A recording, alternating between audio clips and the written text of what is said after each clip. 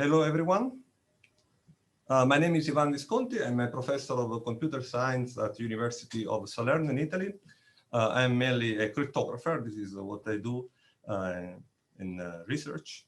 And it's a great pleasure for me to be the moderator of this workshop.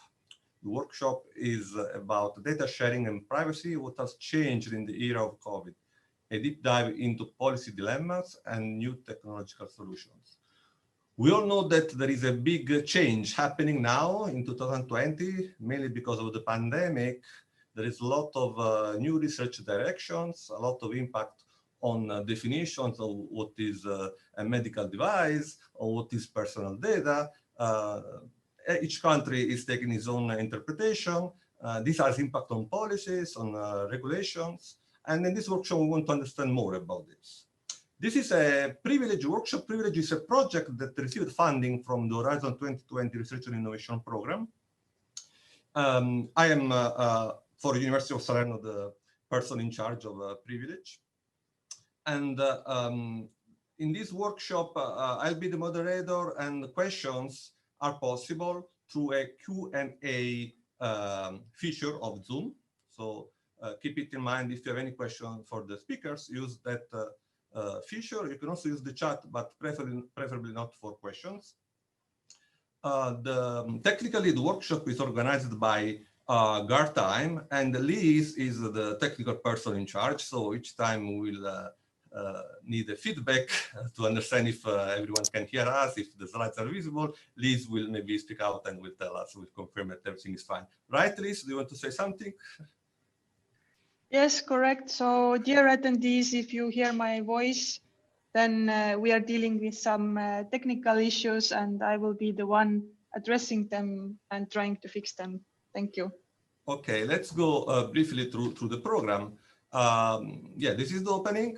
Then we will have a first keynote panel about the privacy and security issues in data sharing and big data usage. And you see the list of great speakers that we have. This will be moderated by Anagnostopoulos.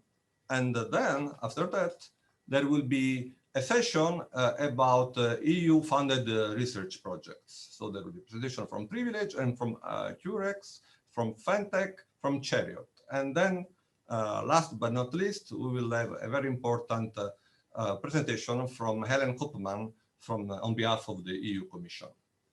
And then, yeah, we will conclude the workshop. Well, I think we are good. So let me now pass the token to Anagnostopoulos, because yeah, the first keynote panel is starting. So Dr. Anagnostopoulos is a Chief Medical Officer at Gartime. He has a lot of experience on innovation and digital transformation. Previously, he was Deputy Secretary General for Research and Innovation at the Estonian Ministry of Social Affairs. The floor is yours, Ain. Thank you, Ivan. I'll stop my presentation now. Hello, everyone. It is very interesting times we're living, but also it is a very interesting project. And we're happy to share this workshop with other projects dealing with the issues that perhaps COVID has demonstrated better than anything. The first thing that COVID has demonstrated to us is that every single person on earth now understands that data saves lives. The shock in the first days of the pandemic and the realization that if you do not understand your invisible enemy, this is the perfect way to create chaos. So gradually countries got their act together, and with varying approaches, they learned to, I would say, muddle through the tantamount challenge. I don't think that we are still out of the woods, but we are learning, and these projects and the workshop today hopefully gives you also a little bit of the first lessons that we've learned, not only because or during the COVID. A great deal of the research has been done before, but it's a nice way to reflect it on this context that we didn't order, but it was given to us. My role is to moderate, and I usually do that by at least a little bit of provocation. So that I will start by wanting everyone to think that if we think of first China, who was the first to be hit, but also has been one of the first to get out of the complicated situation, or at least they seem to have clear paths to that. And even WHO has praised them for their swift action initially. But I do think that many of us here are at least questioning or contemplating, can everyone and any country replicate it in the same way? So that if you now listen to the next three interventions and how people in different countries and in their respective roles do understand the situation and interpret that, please think, and in the end, maybe we can have some discussion. So has Europe gone too far with its data privacy regulations? And in your opinion, do you see that the newly declared European data security and privacy regulations need to be rewritten or not? So without much further ado, I would like to introduce to you Professor Dimosthenis Anagnostopoulos, the Secretary General of Information Systems and Public Sector of the Ministry of Digital Governance, Greece. Professor Anagnostopoulos serves in this role and among other things, he's also a professor in the Department of Informatics and Telematics in the area of information systems and simulations. His research interests include e-government, information systems, semantic web services, modeling and simulation methodologies and applications. He also served as the national representative of Greece for ICT in Horizon 2020. He has served as Secretary General of Information Systems of the Greek Ministry of Finance and Economics in the years of 2004 and 2009. So, Professor Anagnostopoulos, the floor is yours. Please share your view and opinion.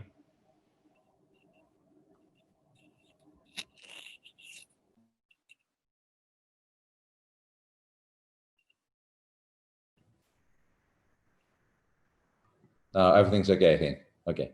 Good morning, and thank you very much for your kind invitation, and also myself and the Ministry of Digital Governance to address the PRIViLEDGE virtual workshop. I would like to wish the best of success to the project and also from the Minister for your efforts and research, also on blockchain and distributed ledger technology and how they can offer solutions for data security and privacy issues.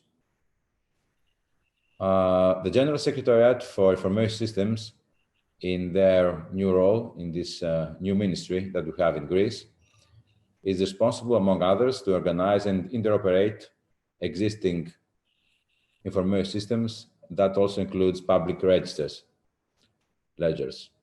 Towards that, our main goal is to lead the digital transformation of the public sector, to tackle bureaucracy, and of course, distributed ledger technology and blockchain technology as a philosophy fits in and with our new goals.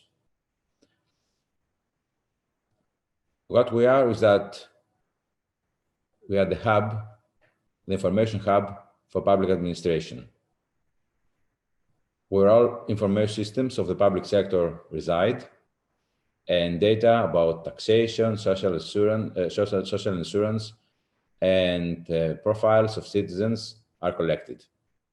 Therefore, we have to utilize every day and all best practices concerning data sharing and big data usage, also security and privacy, to provide better services to citizens and businesses. And this is our main concern, as you may understand. Security and privacy of these information systems should be very seriously taken into account, adhering to European directives and regulations at the same time. So far, we host more than 60 terabytes of financial data, just to give you an example.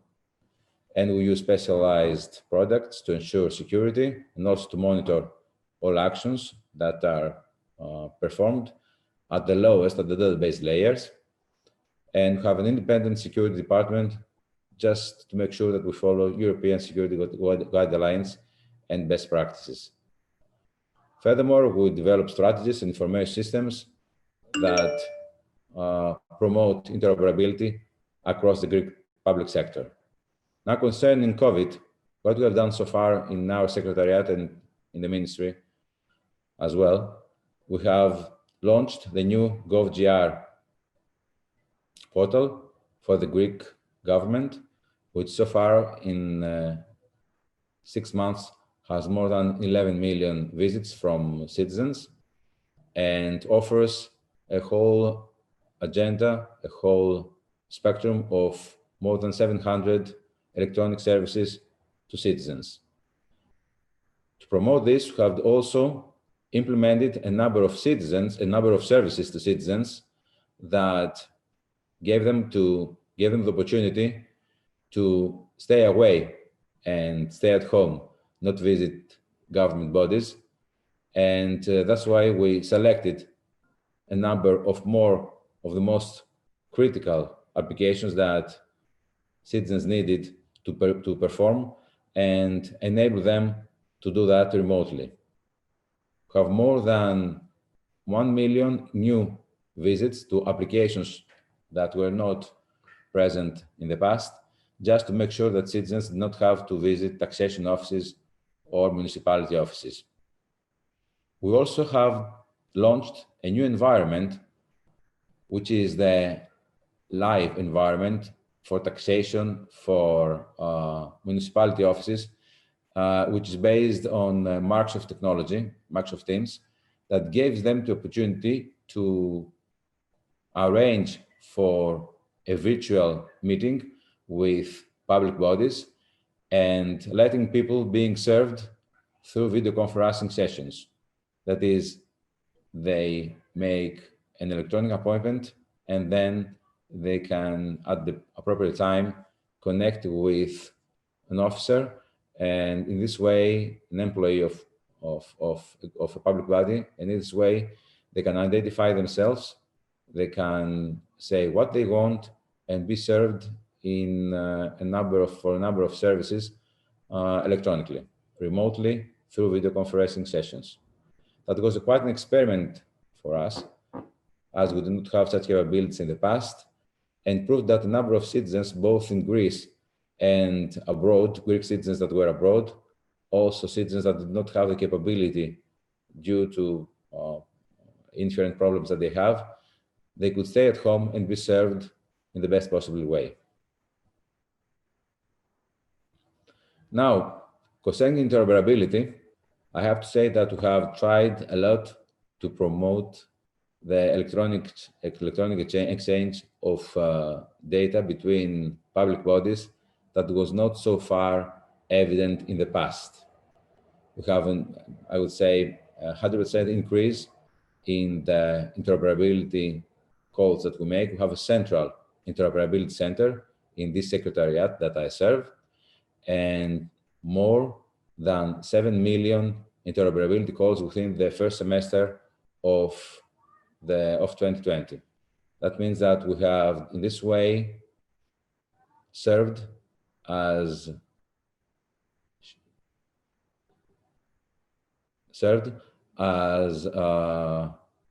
provoking citizens from making at least 7 million visits to taxation offices, municipality offices, and other offices as well. We have also decided to promote a central system, a G-Cloud system, government cloud system for the whole public administration in Greece.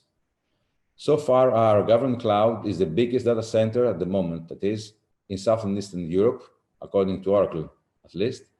And by 2022, all major information systems, all central information systems of Greek public bodies will have to reside in this cloud, the government cloud. So we had to upgrade and develop further our infrastructures of the Ministry of Digital Governance and promote the national strategy that speeds up digital transformation and upgrade services, and also takes extreme care of security and privacy issues as well. Now, it's evident that a government infrastructure, a G-Cloud infrastructure, strengthens our capabilities to have secure information systems and secure information exchange under a united and comprehensive maintenance by our ministry. And this is evident as multiple systems are managed centrally, and it's possible to offer advanced security policies that could not have otherwise being offered by each public body individually. Also have to say that we have significant costs that we can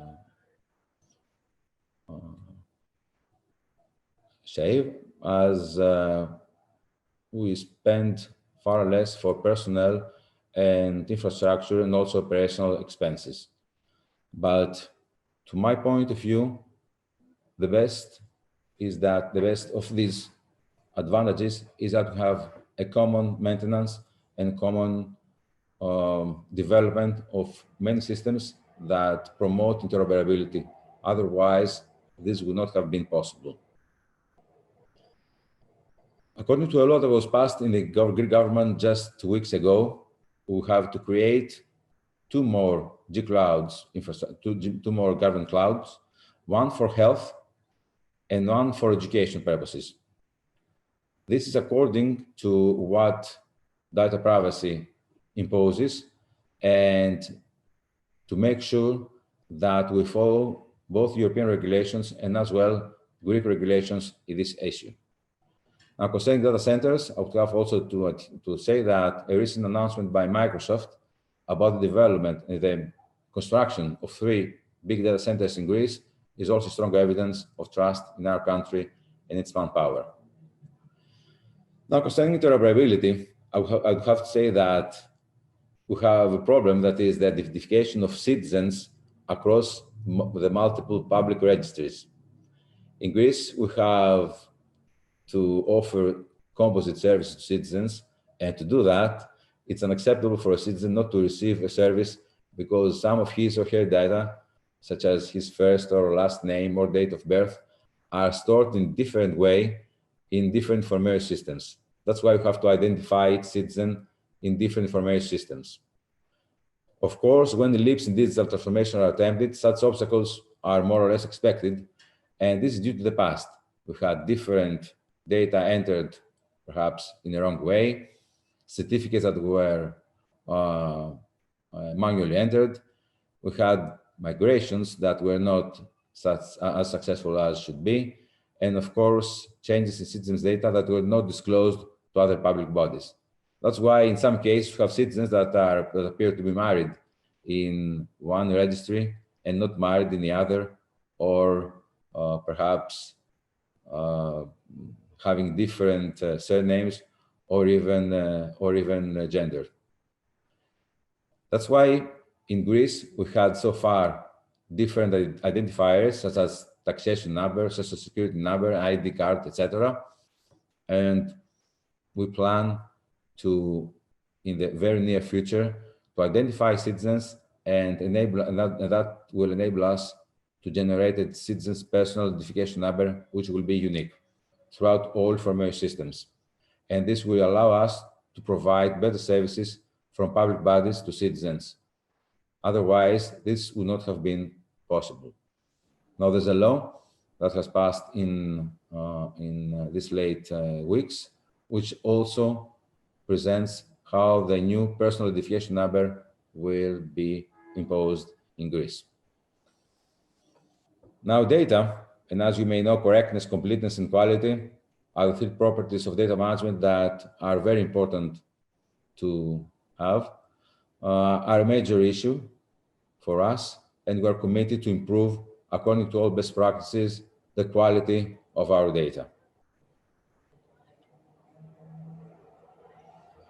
A few words about PRIViLEDGE technologies.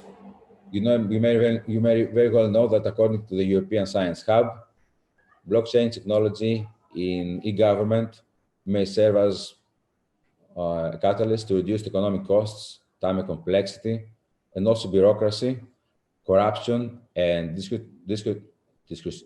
discretionary power, and also automation, transparency, and accountability in the government. This is very important for us to ensure that we have an increased trust of citizens and companies in governmental processes and record keeping. So far, ongoing blockchain projects in EU, to my best knowledge, is that there's no clear value and clear direction so far. So we have to grab this opportunity and investigate this brand new area for us and its application to digital governance. I'm referring specifically to blockchain technology implications in digital governance. We have one of main triggers, such as the example of Estonia, where blockchain has been in operational use in Estonia's registries, national health, judicial, legislative, security, and also I think commercial. And in this way, we're planning to extend such capabilities to our spheres, other spheres in Greece, also such as taking into consideration these good examples.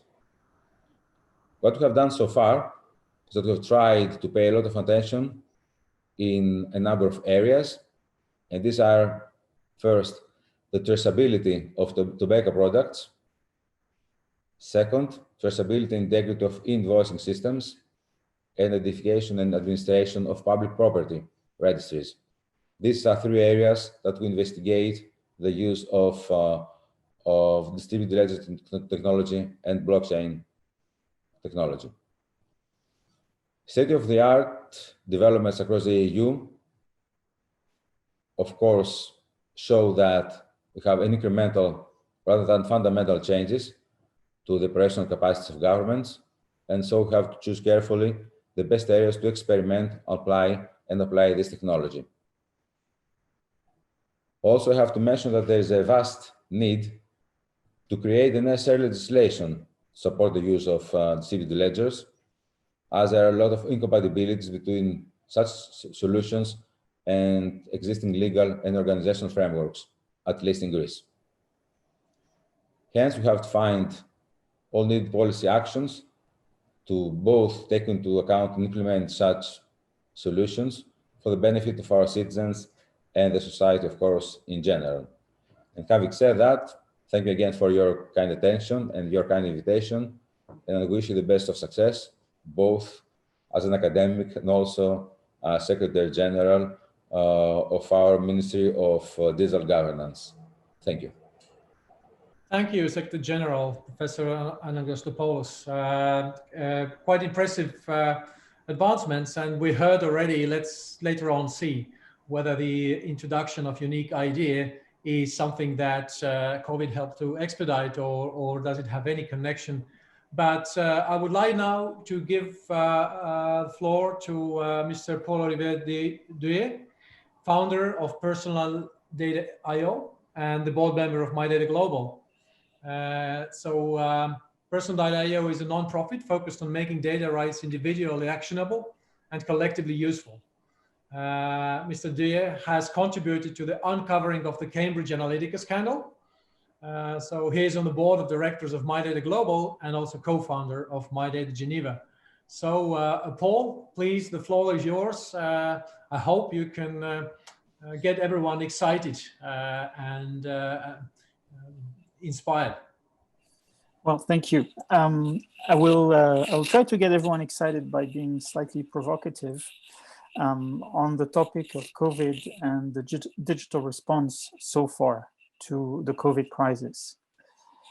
I want to talk actually about a second wave that already happened without anyone really noticing, that happened around March, April, very soon actually after the first one. And that second wave was around a form of technological solutionism in the way we should approach digitally the pandemic. So there was essentially a second epidemic, an epidemic that was layered on top of the original one. And that was around the idea that we should start doing Bluetooth-based digital contact tracing. So for those of you who don't know, most of the apps that are, if not all of them actually, that are deployed in Europe right now are based on Bluetooth, completely unproven technology for distance ranging, for estimating distance. And they have a ton of problems that I will get into in a second. So I think it's really important to look back and to think back at what happened over the past 6 months in relation to that digital response. Partly so that we don't replicate mistakes in the past. We're able to change strategy if we decide it's needed. And also for the audience that is more technical here, we can anticipate and maybe start building alternatives because at some point we might need them. So the way I see things as they happened back in March and April is that a lot of our leaders were looking at what happened in Asia, and they started to have some kind of cargo cult envy to what was happening in the digital space in Asia. So cargo cults are these cults that emerged mostly in the Second World War in Oceania, when locals started observing that whenever the white man would do a certain set of gestures, then suddenly cargo would arrive with a lot of very sophisticated and beneficial goods in them. A lot of technology that the locals had never seen and that were so useful to them and so magical to them. So what they started to do is to observe the white man and start to try to do the same thing. So they built like mock airstrips, they built radios out of coconuts, they tried to do all of the same things. They didn't necessarily know why they were doing it, but they were hoping that this would lead to cargo arriving and suddenly everything would be magical for them. And I would argue that the Western world did some kind of reverse cargo cult with the East, with Asia, in relation to those contact tracing apps. So part of the problem is that those apps are now built in understanding that we had in March and April of what Asian countries were doing in relation to a disease that was still very new. So a lot of it has evolved since then. The most relevant things that happened after that understanding was crystallized in March and April in the Western world was that there had to be trade-offs. And this is very relevant to this audience. You're trying to do contact tracing, you're trying to do exposure notification, you're trying to communicate information between different actors about who was in contact with whom. So there is going to be privacy risks associated to that. It's inescapable. It's core of what you're trying to do actually is to reveal information about others. And so suddenly you had a lot of security researchers that started to discuss how you should design a protocol, you should design systems that just a couple months ago would have been completely unthinkable. Some of the protocols, and actually the main protocol, is about essentially tagging consistently with identifiers those who are infected so that others can trace themselves in relation to those. So I can guarantee you that no security researcher would have suggested to deploy such an insecure system just months before. But their thinking has evolved, at least some of them, justified by emergency. And it has been presented to the general public as a safe and good balance in relation to the risk and the potential utility. So this is very relevant in terms of privacy and the collective interest and understanding the relationship between an individual's data and the public interest. But almost none of those solutions that are deployed right now are focused on actually providing useful features to citizens. They're just about notifying them that too bad, you lost at the COVID game and you have a risk of being infected. But it's an after the fact notification. It's not really providing useful information on the moment, which is hindering adoption. Now, what is less prevalent in the public discourse, but I think very prevalent on the technical side, is that this is actively prevented by Google and Apple. So Google and Apple have built a system, a platform that enables countries to build apps on top. And this platform comes with limitations that are justified based on privacy concerns. So should our governments, is the understanding of governments evolving in relation to privacy? Yes, because of the COVID crisis, yes. Is the understanding of platforms evolving? I would say not so much, or at least not publicly. But it's not that surprising in the end. I mean, smartphones are built, are ultimately the wrong platform to do peer-to-peer contact tracing.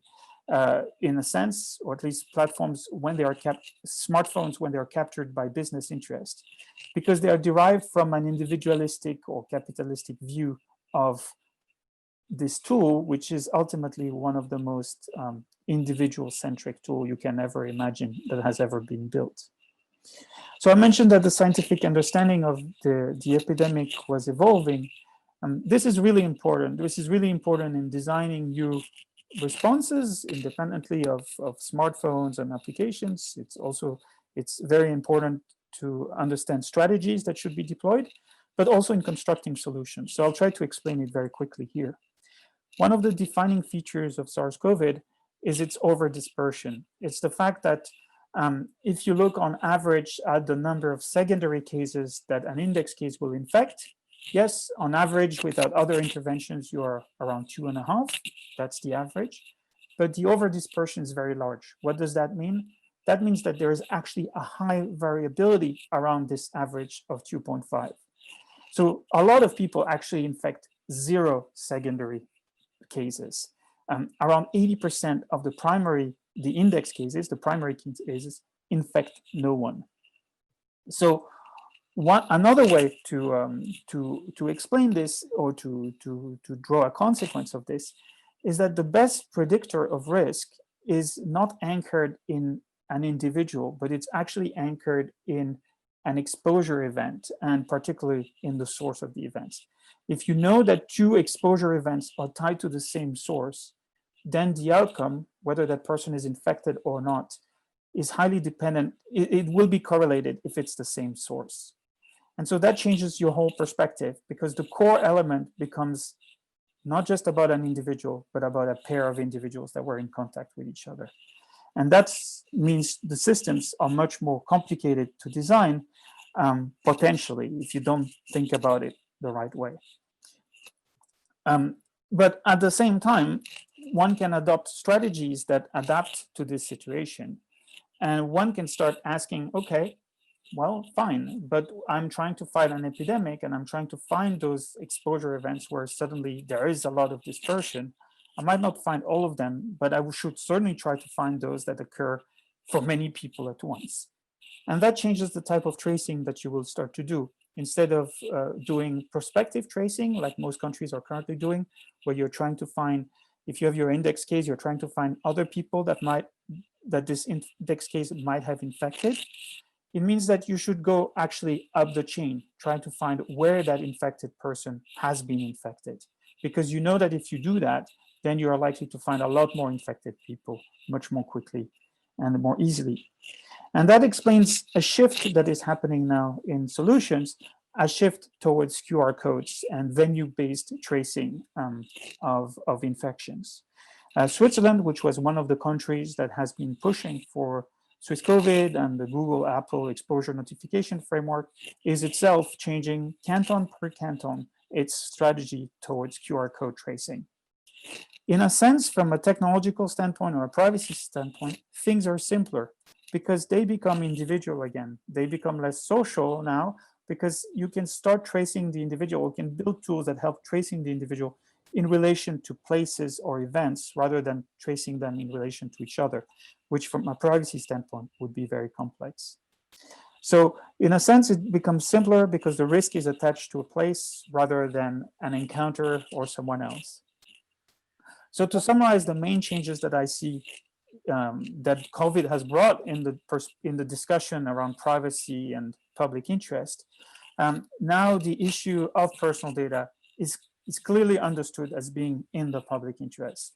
Just back in January, I was going in Geneva, where I live here, to UN discussions, trying to make those points and just encountering uncountable obstacles to make it to help to explain to people there who were thinking at a global scale that empowering individuals with their personal data was extremely important. The people in Geneva think about, global warming, pandemics, all of those things, but now that we've lived something like this, the perspective has definitely changed. Another big change is that now governments understand. Paul, Yes. can I ask you to close within like 30 seconds? So Okay, that- so another big change is that governments now understand the unacceptable power of Google and Apple in this ecosystem. And there is one last thing, a certain wish that I have, that another realization that should come is that a lot of the data we need actually already exists, and the GDPR should enable us to get to it through the portability requirement. The portability not to build businesses, but to serve the public interest. And no one has pushed for that argument yet. Sorry for being a bit over time. Thank you, Paul. Very, very interesting and certainly thought-provoking. So, Jade Nestor, Consumer Policy Director at the GSMA, a trade association which represents the interest of mobile network operators worldwide. So, well, we've heard from a policymaker, we've heard from a civil society. Now, what is the industry's position here, and what and how has changed with us over the last 6 months? Jade, over to you. Great. Hi, everyone. So the GSMA has actually been working in the space of maximizing mobile data for various public interest purposes for several years now, since 2017. We started a mobile big data project now called AI for Impact. And we have a task force of 20 operators and an advisory panel from various UN agencies, including WHO and UNICEF, UN Global Pulse, some of these other organizations that look at how data can be maximized to meet the UN Sustainable Development Goals. That's been a focus of ours for a while. So not only are we trying to gather these thought leaders in the area, but we're also trying to build a common framework to facilitate these types of projects in a responsible way globally. A number of our operators at the GSMA, because we have nearly 800 now, but a number of them have analytical departments that focus on the use of aggregated and anonymized big data, including Telefonica, Vodafone, Telenor, DT, but we're also trying to build capacity for other mobile operators around the world. And again, this is in the space of aggregated anonymized data. So we're primarily looking at that aggregated mobility location data. So data about the proximity of a person to a tower when they make a call or when they send an SMS. And that is not as granular as GPS. So you can't, contact tracing is not something that people have been trying to do with the network data. Separately for GPS data, there's been effort in that area, but not for our mobile data. So this is looking at high level movements. And I can talk more specifically about COVID in a moment, but this is just a general thing that we're trying to do across the industry. Obviously, even though we say this is about aggregated and anonymized data, privacy is very important and accountability is very important. So the way we run these programs is the analytics are done by the operator, and then generally insights are developed by the operator. So that would be a heat map or a graph that's developed and tailored to the particular purpose of the government or NGO partner. So this is not about putting a data set together and just sending an aggregated anonymized data set over to the government. Our program is more specifically about those kind of tailored insights, and we've run programs where we've developed in advance dashboards, for example, in Japan that could be used for disaster preparedness. So some of these things are in advance. Other operators have done things that are more based on emergency need, like earthquake response. We've also done trials involving combining mobile data with sensor data to detect CO2 levels, to try to predict pollution levels in Brazil. So there's a number of different applications, and we always take care to enforce a code of conduct that we have, which talks about preventing re-identification, or rather prohibiting that, and a number of access controls. Because even if we're talking about anonymized aggregated data, we still think, again, that accountability, access controls, a number of other factors are important. And it doesn't stop with the mobile network operator. These obligations extend to the partners as well. And for us as telcos, I mean, you mentioned earlier whether the EU framework is overly broad. I mean, we support the GDPR. We've been very supportive, and have been implementing that. But for mobile operators, even if an area has a horizontal data protection law, including in the EU, there's also separate e-privacy regulations in some cases. So in Europe, it's not just the GDPR, and I think there was some misunderstanding in the statistical community thinking that the GDPR alone would be fine for compliance in this area. But for mobile operators, it's the e-privacy directive, which is much more restrictive than the GDPR. So there's an educational component there. It should be streamlined, I think, in the future, but that's just where we are right now. In other countries, though, we have license obligations that are not necessarily publicly available, which can dictate how data is used or shared. It can prevent the sharing of data across borders. So if you have an analytical person that wants to work with a mobile operator on the ground, it literally has to be on the ground, because they're not allowed to remotely access any of the data, even if they're contracted to the operator. So these are just some other issues that we think about in the privacy context. In the context of COVID, I mean, this is just a reflective map of some of the work that operators have been doing.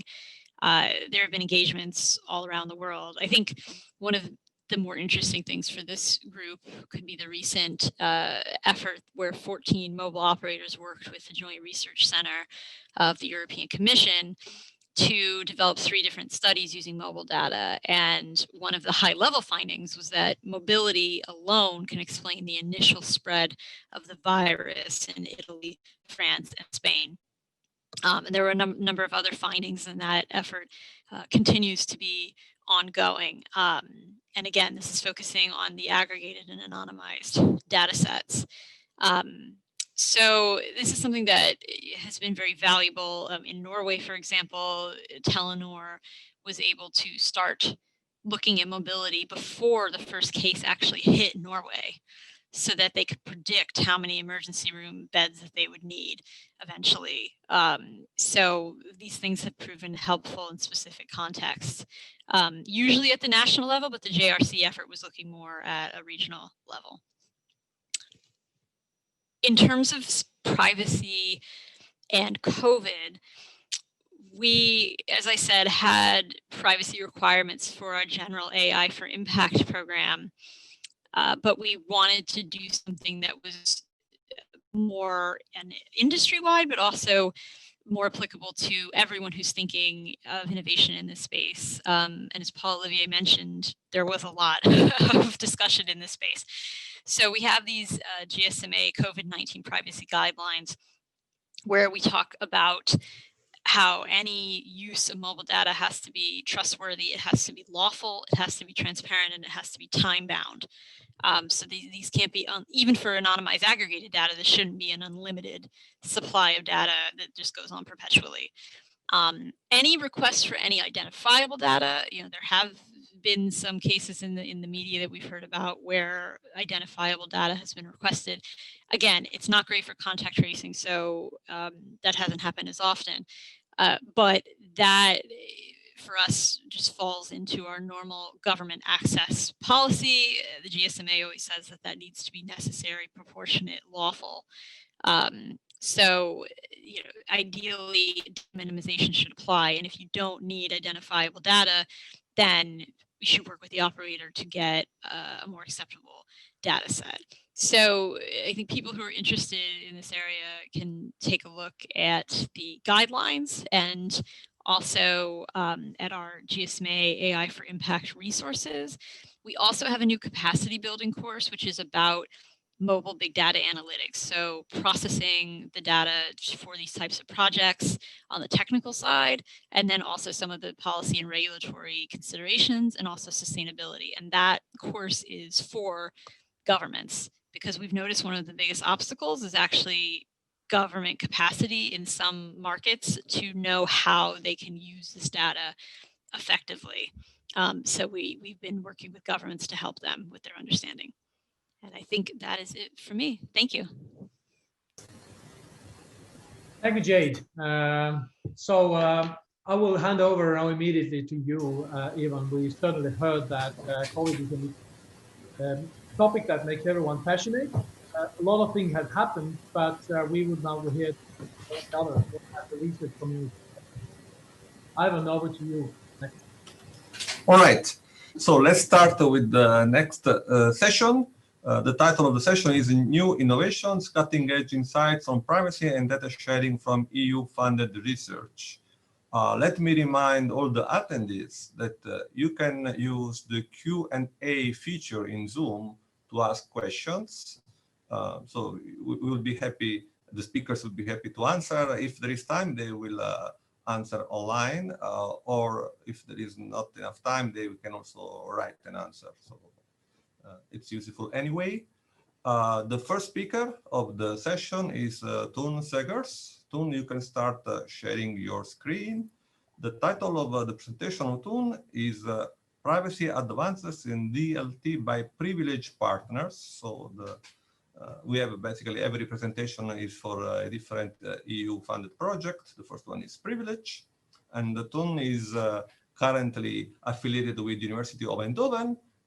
His research mainly focuses on multi-party computation. In particular, he's exploring the efficiency of multi-party computation in real-world applications. And he's doing also this for a company, Rosen Labs. So, Toon, the floor is yours. You can start. Thank you very much, Ivan. Is my audio okay? Yeah, very good. Go ahead. Perfect. To set the scene, I'd like to share this cartoon from the Wall Street Journal. The undemocratic nature of the physical US voting system is grabbing headlines today, as the US Postal Services might not be able to handle the mail-in ballots, and people have to stand in line for 10 hours for early voting. In this talk, we will offer state-of-the-art advances from our consortium with applications to e-voting and other forms of online transactions.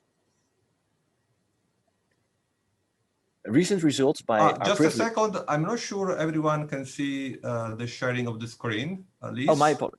Is everything okay about the sharing? I don't see it, so that's why I'm asking.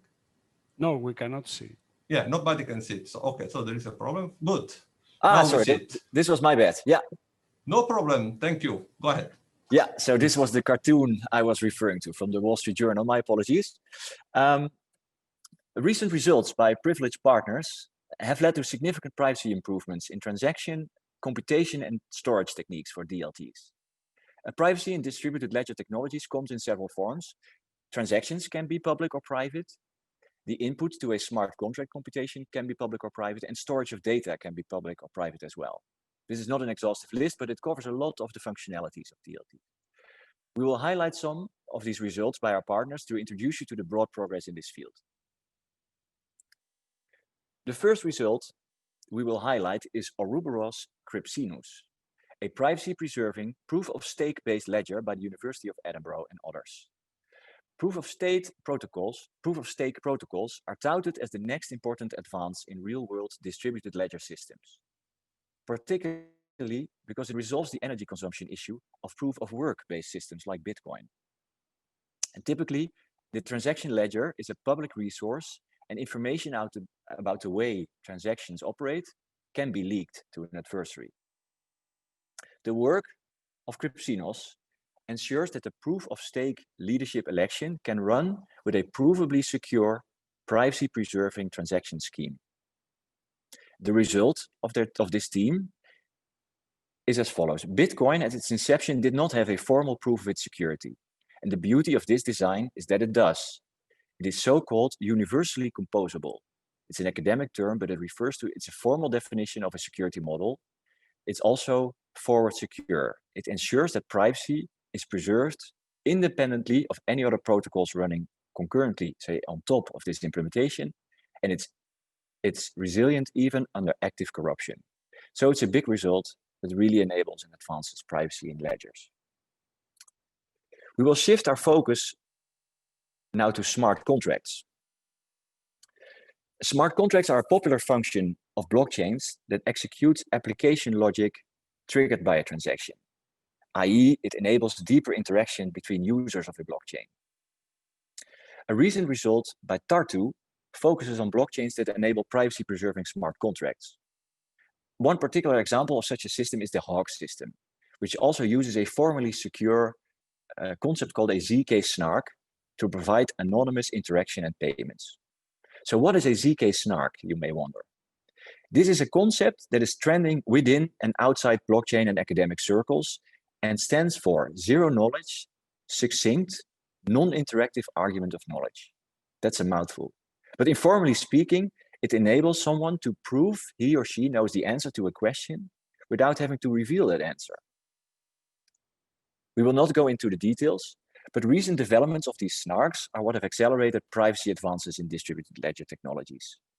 Also, discussions about layer 2 scaling of Ethereum and other such blockchains are accelerated by progress in the field of snarks and zero-knowledge proofs. The beauty is in the succinctness and efficiency of these ZK snarks. They don't require a lot of resources, while they offer a very powerful functionality. The result of Tartu was making a very efficient construct available to this Hawk blockchain system. We will also highlight a result by Edinburgh and others about a new ZK snark that's particularly attractive and that came out recently and gathered a lot of attention. It's called Sonic. Sonic requires a trusted setup like many ZK snarks, but unlike conventional snarks, the structured reference string, the setup ceremony, so to speak, is updatable. So it can be continually strengthened and reused for different computations, which is typically unlike other snarks. It addresses many of the practical challenges and risks associated with ZK snarks. It is small, it's efficient, and it scales in a very attractive way. So these snarks are now sort of, you could say, components that are used for privacy in ledgers, and the consortium, the PRIViLEDGE consortium, is advancing the theory in this field significantly. Our last topic concerns e-voting. And e-voting security is a broad academic topic, and most of the e-voting literature assumes that election data is stored either in a single server or that there exists a distributed ledger. We typically call that a bulletin board. One of the most promising of the existing ledger candidates is the bulletin construction by Culhane and Schneider. And researchers from UNISA found that they could corrupt this bulletin board system, even if less than 1/3 of the bulletin board servers were corrupted, unlike what was stated in the paper. The result from UNISA introduces the first cryptographic security definition for e-voting bulletin boards. And their main idea is that malicious peers are forced to either reveal themselves or behave benignly. So this result makes e-voting more secure and more robust. So what do these advances by privileged partners enable concretely, you may ask? And these results should not be understated. These and related advances by the program enable privacy-preserving proof-of-stake-based ledgers and digital currencies, but also more interactive applications, such as blind auctions or fintech or insurance technology. One particular use case privileged partners are exploring is privacy-preserving and verifiable outcome-based costing between healthcare providers and health insurers. Another use case privileged partners are exploring is recording and verifying personal attributes, such as diplomas, in a very secure way. And we discussed e-voting, which are, as we come to realize in these times of Corona, very relevant if we can do electronic voting securely. And with that, I conclude my talk. Thank you very much. Ivan, over to you. Thanks a lot, Tom. For now, there are no questions. Okay, so let's thank you for presenting everything in time. We move forward. So the next speaker is Professor Christos Xenakis. The title of the talk is Electronic Health Data Exchange Considering Security and Privacy. Professor Xenakis is the CUREX coordinator. He's a faculty member of the Department of Digital Systems of the University of Piraeus in Greece. And he participated in many EU-funded projects and national-funded projects. So, Professor Xenakis, the floor is yours. Thank you, Ivan. We see very well the presentation. Yeah, okay, thank you very much. The title of my talk today is Electronic Health Data Exchange Considering Security and Privacy. And actually, this is the main topic of the CUREX project. CUREX is a European-funded project under the framework of Horizon 2020. A few words about CUREX, about the CUREX Consortium. We are 17 partners from 9 European countries, and the University of Piraeus, that personally myself, we have the role of coordinator. Let's see now what is the motivation, what is the area that CUREX focus on. First of all is the digital transformation. That is the subject of our workshop today. So digital transformation put a challenge in order to find a balance among security, regulation, and human welfare. Particularly in the health sector, we see that in the developed countries, we have 80% of the health sectors of the health records are electronic, while in the developing country, this percentage is about 40%. This fact raises new risks, vulnerabilities, and threats from the one hand, but from the other hand, it is also a vehicle for more secure and better healthcare system and services. Let's see now what are the modern healthcare systems. This system provides patient-centered healthcare services because they enable practitioners and patients' mobility. They allow the usage of personal medical devices, also commercial personal device that will decrease the cost of healthcare provision, and allow also sharing data and information among the stakeholders, which is very, very critical. However, in such environments, there are an unknown vulnerability and cyber threats. For this reason, we should provide security by design, device, system, and solution. In order to evaluate the risk, we have to follow a risk-based, the operation, we have to follow a risk-based approach. Let's see the motivation of our project and our research work. Digital healthcare infrastructure are recognized as critical infrastructure nowadays. Current and also future healthcare service will be highly dependent on the increased connectivity of device platform services, and this on top of this connectivity, we will have a massive exchange of data. Exchange of health data we have during the normal operation of healthcare services. When we have cross-organization transaction, you go to one hospital, then you visit another hospital, so you need to transfer your medical record. And also we have cross-border situation, especially in Europe, where we try to unify, to provide a unified healthcare system. But these interconnections create a fairly large attack surface, because we experience zero-day vulnerabilities, and we experience also advanced persistent threats. Cyber attacks that targets the health system may put patients' health and privacy at risk. Most of the time cause severe operational disruption. We faced up this some years ago, and also they cause major economic loss to the healthcare organization. Last but not least, we have to consider also GDPR. All the healthcare organizations are obliged to follow the GDPR consent and all the rules regarding sensitive data that are characterized. The health data are very sensitive data regarding their privacy. Now let's see what happened regarding to cyber attack on the healthcare domain.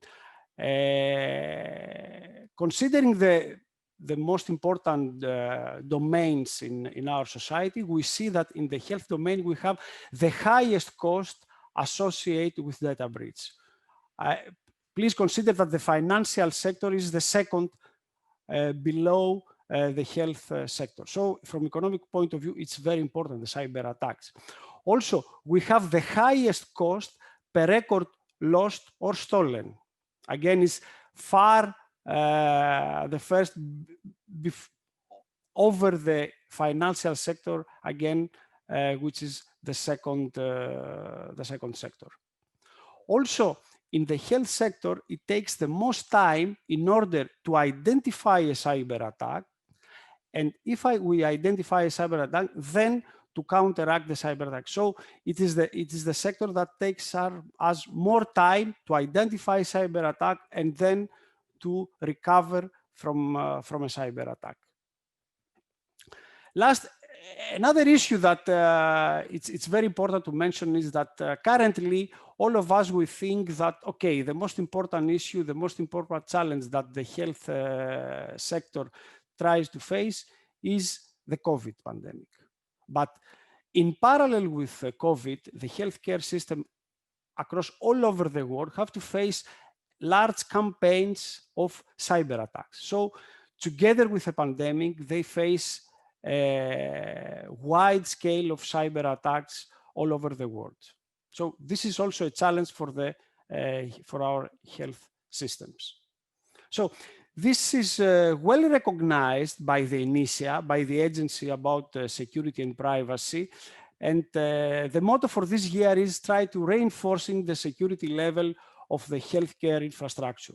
So, the security and privacy of the healthcare infrastructure is of main importance in Europe and all over the world.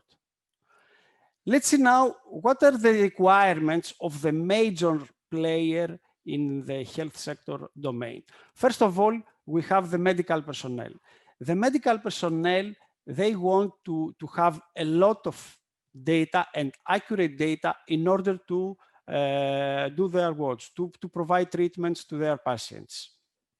On the other hand, we have the health service administrator, the administrator of all the infrastructure and the equipments, that what they want to do is they want to understand the vulnerability and try to mitigate the cybersecurity risk in order to be sure that they are doing their work and the system works perfectly.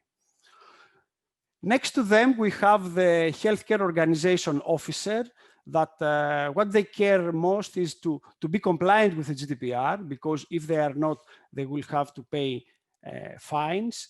They would like to improve the cyber hygiene culture, let's say, because they would like to be sure that everybody is aware about the cybersecurity, everybody is aware about the GDPR, and no one will press a button of a phishing email and then suddenly everything will be encrypted. We had such cases some years ago. And they would like to minimize the impact and the cost of possible fines or possible cyber attacks. And at the end, we have the citizens, the patients, all of us, that we would like to have the best possible healthcare services.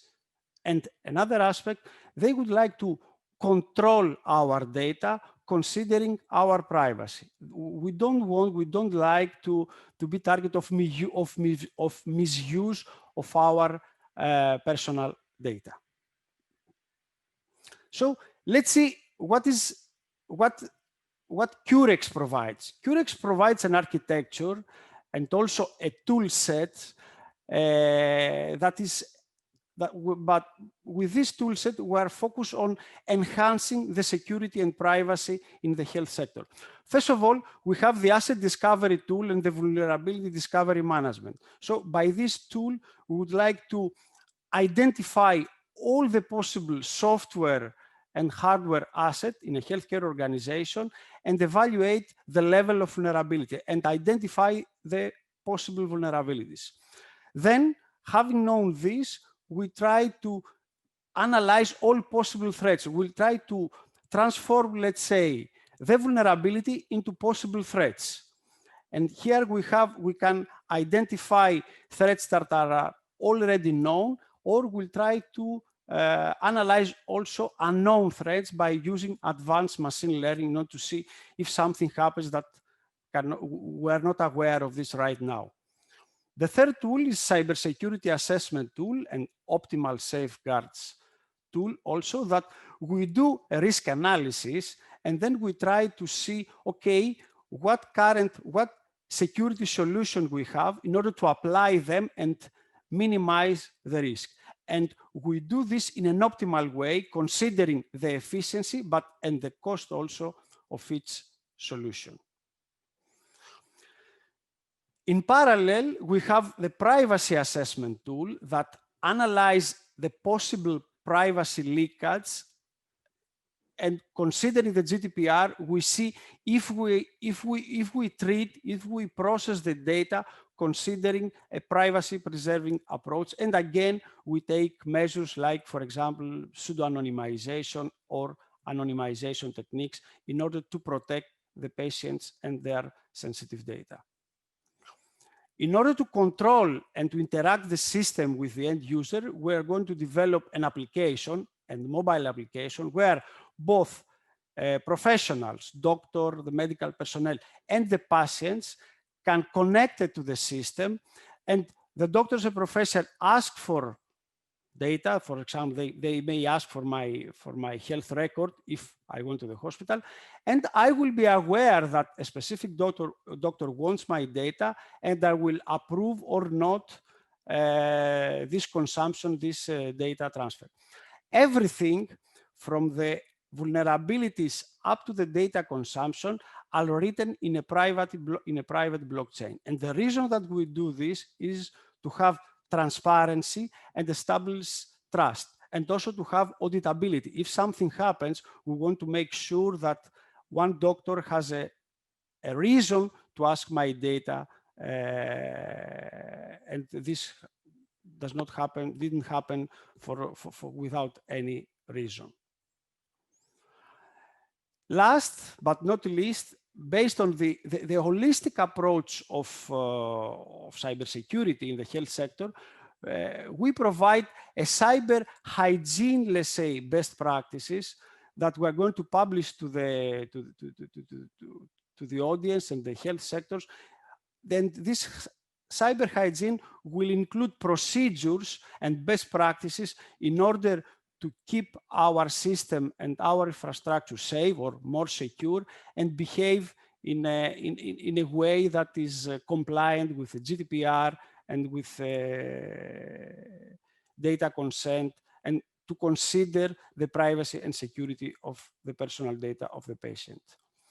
To prove the efficiency and the effectiveness of our platform, we have planned to use three use cases. One for cross-border patient mobility, another is remote health care service provision, and the third is for healthcare research like this we have in COVID, for example. Many universities of many hospitals now, they need data, sensitive data, to process them in order to take care or to find the best treatments for the COVID situation. So we have to consider this situation, but we have also to respect the privacy and the security of the patient. This is the architecture of our platform. I'm not going to analyze this more. I highlight the main aspect or the main functionality of our architecture. And I think this is the end of my presentation. Thank you. Thank you very much, Christos. If I can ask a very short question. My question is if this current pandemic had an impact on what you are doing in the project. Yes, actually the pandemic, in order to face the pandemic, we need data. We need health data to exchange this data in order to facilitate or to find best treatments all over the world, to be able to collaborate. So our solution, our network does explicitly this, facilitates data exchange, but in a secure and privacy preserving manner, because we are talking about sensitive data, and nobody's the sensitive data, especially about her health, wants to be disclosed without any security and privacy restriction or measure, at least. Thank you. Very good. So thank you for this presentation, Christos. Thank you very much. Please recall, yeah, you are already sharing. There is the next talk is about another EU project. FENTEC is the project. The title of the talk is Increasing Trustworthiness of ICT Solutions with Functional Encryption. The speaker is Francisco Javier González Gala, that is the project director of FENTEC. So Francisco works for ATOS Research and Innovation as head of the Security Societies and Societal Transformation Unit. And he has 17 years of multidisciplinary experience in the UK and Spain, having worked in different key sectors such as ICT, engineering, environmental protection, and utilities. He has coordinated and worked with in several EU projects. Francisco, the floor is yours. So thank you, Ivan. And we hear you very well. Thank you. Okay, that's great. So you can see the slides and the video feed. So yeah, good morning, everyone. Thank you very much for this invitation and the kind presentation of my profile. As you said, yeah, I'm a project director or coordinator of FENTEC project, and I work for ATOS. And I would like to do very quick presentation of the work we've been doing so far in the last 3 years. Basically, FENTEC, the reason is here is like a sister project of PRIViLEDGE. It's the same year and a very, very related topic. I will try to present a very brief overview of what is functional encryption, which is the core of FENTEC. What is FENTEC in a nutshell, with the things we've been doing, and mainly the 3 use cases where we showcase our technology and our developments. And then some kind of like open questions about what could be the role of functional encryption in the era of COVID. And yeah, how can we help with this current situation? So without further ado, what's functional encryption? So basically, functional encryption is an alternative to traditional encryption. In traditional encryption, you got an entire message either accessible or blocked, and functional encryptions just try to modulate this access to information, meaning that people with different keys may access different parts of the information. Obviously, there's a master key, there's a controller of all the information, that's the owner, but you can modulate access to this information. So for someone like me, which I'm just a humble coordinator, I'm not, a cryptographer or anything like that. A very simple example is when you are with your colleagues visiting, a project, and you got a few hours left, and you would need to leave your luggage. So you can go to the hotel and ask for the locker room, and basically they'll give you one single key, and then you got all the luggage. So either you got access or you have no access to the locker room.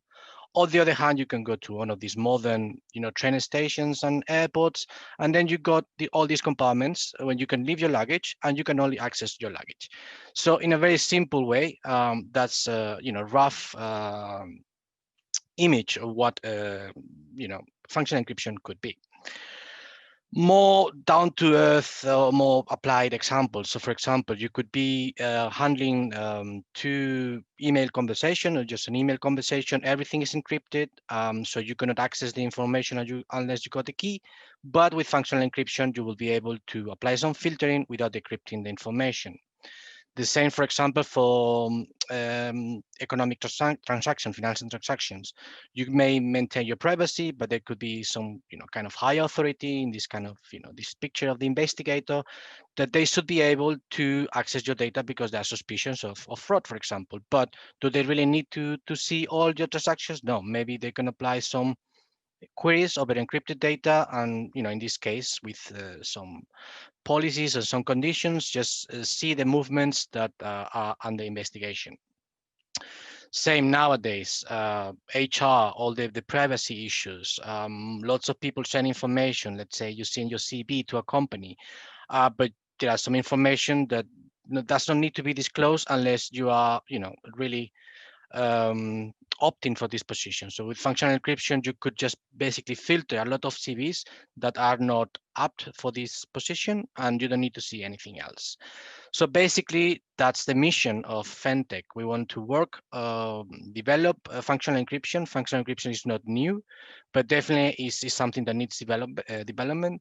And we just try to put together companies, universities, researchers, and IT specialists to work in this area. So that's a quick overview of the consortium. We got 10 partners, basically all across Europe, and we've got a mixture of universities. We've got ENS in France, University of Edinburgh, KU Leuven, Helsinki, Flensburg, plus some private companies, ATOS, Walix, Kudelski, and XLab. So that give us a mixture of research and also applied research. So when we speak about the goals, obviously we want to develop functional encryption, but we need to put it down to at least three different levels. The first one is the cryptography itself. We need to develop algorithms, and we need to support it with hardware, because obviously it's more complex than conventional encryption, and it's really heavy on processes, and it requires some support sometimes. From the basics, we need to develop APIs and libraries so people can use it and it's accessible, and more work can be done on top of it. And then also we need to showcase that is useful and can be used and it's applied to, and thus we've got 3 use cases. Obviously, we need to compare this to the current state of the art. And when it comes to cryptography in general, not just functional encryption, it needs to be efficient, it needs to be secure, and it needs to be versatile. If it's less secure than conventional encryption, it won't be used. If it takes ages to operate, it won't be used. And if it can be only used in very restricted scenarios, it won't be used. So those are, we need to find a balance between those 3 items to develop a decent product. So the first one is the algorithms themselves. We've been doing work for new schemes that are applied to our use cases, more general schemes that can be used more widely. And also we need to focus about security, as we said. So quantum technology has been taken into account and how this could affect in the future to the security of our solutions. And also because of this, you can access data from different ways. There's also risk of information leakage, and this has to be taken into account when designing the algorithms. The consortium is very prolific, publishing papers. You can visit the webpage. There's plenty of them, and at the moment there are plus 30 papers published in one of the most, basically the most well-known venues regarding cryptography. The second part of the very basics, which is the cryptography itself, is hardware support. There's been 3 scenarios depending on the involvement of the involvement of hardware in assisting the cryptographic processes. They've been doing some low-level work under these 3 trusted scenarios from where the trust shifts from one side to the other. Yeah, this is a good way to boost the process and make it more effective and quicker. The second level is, once we got the cryptography, the grounds is providing these libraries where people can grab the APIs and use them for their own applications. At the moment, we've got 3 libraries. The main ones are in Golang and C. So anyone can go to GitHub and grab it. And on top of that, we also been doing some showcases, some examples, so people can better understand how it works and how it can be used. And currently it's also under development. There is like a wiki with tutorials and videos, and that will also help to distribute the knowledge about functional encryption and help people to get involved with it and develop it even further. And obviously the higher level will be applying these algorithms, applying these libraries into specific use cases to show that it works and it could be applied now and even more in the near future. So we got 3. One is about a digital coin. The second one is about local decision making in IoT devices. And the last one is about how we can query some internet traffic without compromising anonymity. So the first one is about developing a digital currency. One of the key ideas of this presentation is that functional encryption helps to find the balance between privacy and information that needs to be shared. So in this, this scheme is really complex, but this is a simple approach. So on the top, we've got the real currency market. So those are banks with money, with real money. And through an exchange, this is transformed into digital coins. And once we got into this subsystem, we can both keep all the transaction anonymous. You can buy, goods and services, and you don't need to reveal any more information. But there is some traceability, meaning that you can control some of the purchases you can make with that coin. And also, in case there was some kind of problem or fraud suspicion, there could be some audits. In a much simpler way, without going into the general model. For example, let's say my company ATOS, they want to give us some benefits in terms of extra money we can use, but for some limited uses. For example, food vouchers, transport, or products for our babies. They can transfer the coins to us, and through functional encryption, they can modulate how this can be used only for these uses. And in case, for example, this has some implications with the tax authority, they could just leak the exact amount of information needed for the audit, but only that. They don't need the principle is only get the information when you need it, and only the information you need it. All the remaining information is there, but it's kept private. The second use case is about, this is developed by Wolix, which is one of our partners. They got a Wolix OLS, which is an interface for the Amazon service, AWS. And basically the intention is to improve the service they give the customers. And for that, they need information. But obviously this is delicate because customers are very cautious about their privacy. So it's not as simple as asking permission to query the information. So with functional encryption, we can keep end-to-end encryption of all the data stream, but Wolix is able to query some of the information, some basic metrics, like basically arithmetic operations, like means, standard deviations, some min and max values. So they can get information they need, and the customers keep their privacy, which is, the key here.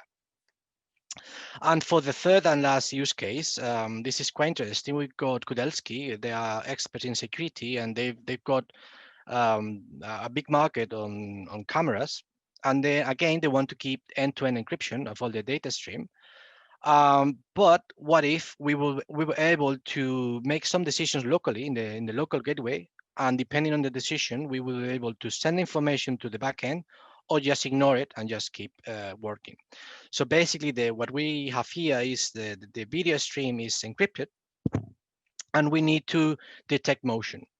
And for that, they decompose they figure out the motion vectors of the image. They set a threshold, and they apply this decryption locally. And depending on this threshold, the gateway decides to send information to let's say, to an observer to decide if there's a security risk, or they just keep operating. So the idea is we can save bandwidth, and we can save storage facilities. We don't need to keep information that is pointed, so to speak. So very, very quickly, because it's very difficult to summarize 3 years of work in less than 10 minutes. So when it comes to functional encryption, the main issue is we want to offer a solution to the all or nothing approach of traditional encryption. Obviously, functional encryption is not just one technology, it's a family of algorithms, which it's not just one single item, is very branched.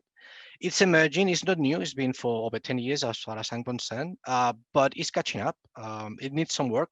Again, it's in many fields, it will not be substituting traditional encryption anytime soon, but it's catching up, and it needs to be, to move forward, it needs to be efficient, secure, and versatile. It can be applied in many areas.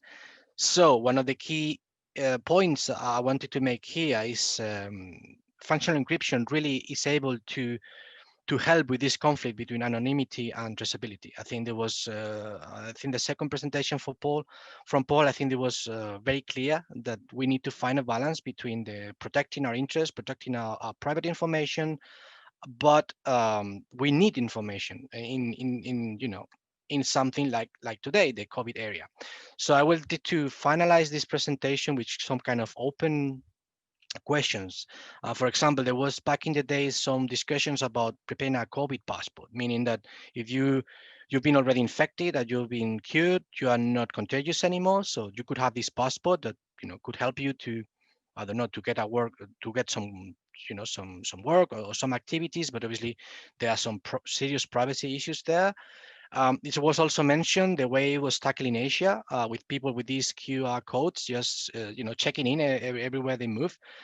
Apparently in Asia, that's acceptable. In Europe and mainly Europe, possibly also the US, that's something that is very difficult to make people agree with it.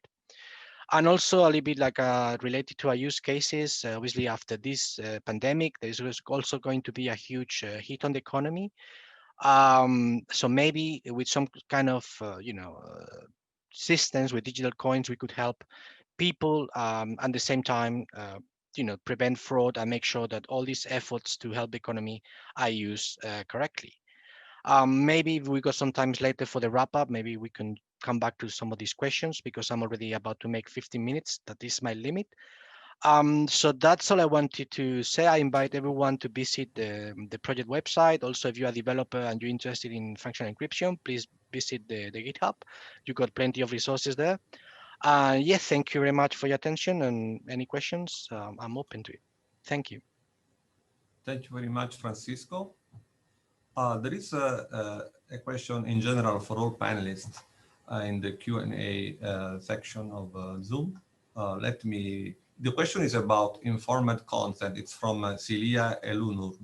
It's about informed consent and the problem that when there are technical solutions, it's not really easy for patients to understand what the consent that they are giving because the technology is very difficult. Personally, just to start a very preliminary answer, but I'm a cryptographer, so I'm not really the right person. So I will start, maybe someone else can also continue after me from the panelists. Personally, I've been following these contact tracing systems that have been also discussed previously by Paul. And I can say that citizens have no idea when they use these applications about what is happening because, well, the idea that they have is usually wrong in the sense that governments that are using such systems, they promote them in an ideal way. It's not really the way they work. It's the way they would like that they work, but it's not that the case, absolutely, because there are many problems, as Paul was pointing out. So clearly, even in case there is a consent there, it's a consent on some marketing, not on what is the real feature that they are agreeing to use. That's a very good question, and I have no idea how to make everything patients aware of what they do and the consent they give. So it's a very important question, and yeah, something should be done about it. I don't know if others would like to add something. If there is any panelist that would like to contribute to the answer. All right, so maybe also offline, somebody can try to answer within a more positive way. My comment was basically amplifying the worries. All right, so yeah. So let's continue now with the next presentation. So the title of the next presentation is Blockchain as an Enabler in the CHARIOT Integrated Approach to Industrial IoT Safety, Privacy, and Security. It's the speaker is Konstantinos Loupos. Konstantinos is the coordinator of CHARIOT and is at the head of R&D program at INLECOM, has extensive experience in embedded systems, sensors, microelectronic systems, security systems, IoT technologies, and cybersecurity, and is involved in many EU-funded projects. Konstantinos, we can see your slides and we can hear you very well. So the floor is yours. Thank you so much. Thank you. Thanks a lot, Ivan. Thanks to PRIViLEDGE and the panelists, of course, and the whole initiative. Very good discussions here. So I'm Konstantinos Loupos. I'm the head of R&D program in INLECOM, the coordinator of CHARIOT project.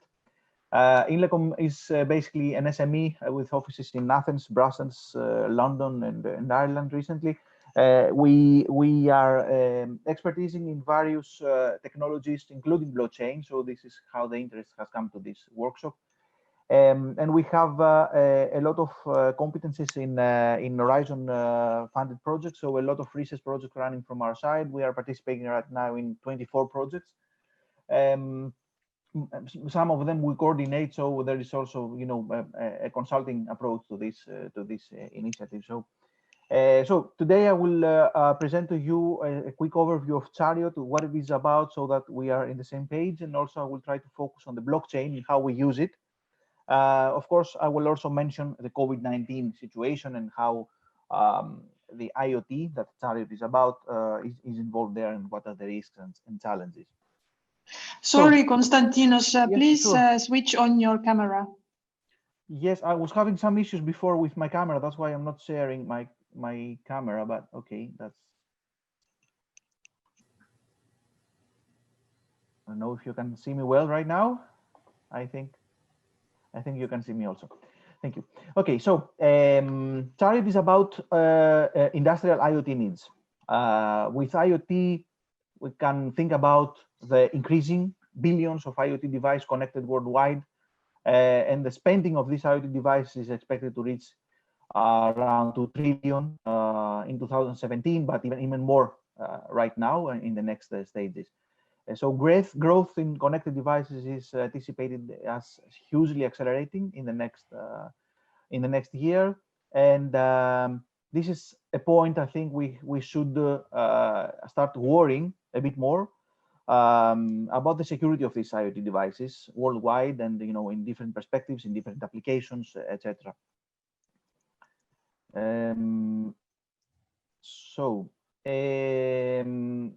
On top of this, we are aware all of Internet of Things security breaches that have you know, dominated headlines recently and in the past, and it's everywhere in the last years.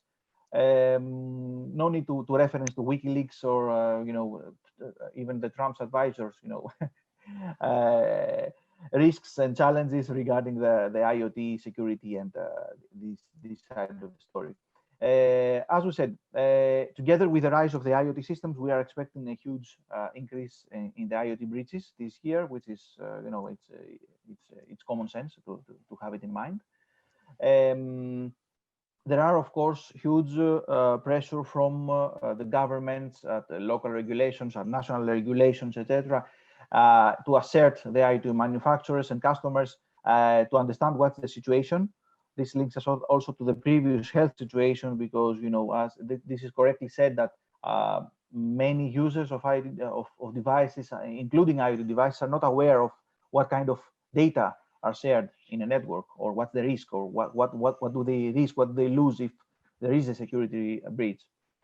Of course, COVID-19 is very much related here, even from the IoT perspective, because due to COVID-19, a lot of people, most of people, I would say, are working from home in non-trusted networks. You know, remote work has you know, has some benefit to me, but you know, it has also some drawbacks.